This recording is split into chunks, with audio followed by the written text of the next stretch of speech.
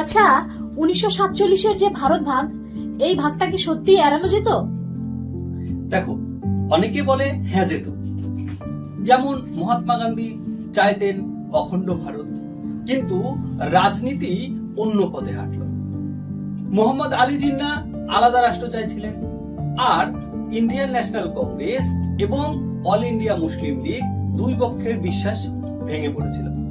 এর মাঝে ব্রিটিশরা তাড়াহুড়ো করলো, লর্ড মাউন্টব্যাটেন দ্রুত ক্ষমতা ছাড়লেন। ফলাফল হিসেবে দেখা গেল যে ভয়, দাঙ্গা, অবিশ্বাস আর দেশভাগ।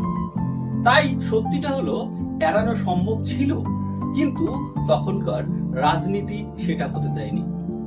সবশেষে বলা যেতেই পারে যে ইতিহাস শেখায় সময় মতো সমঝোতা না করলে দাম দিতে হয় মানুষকেই।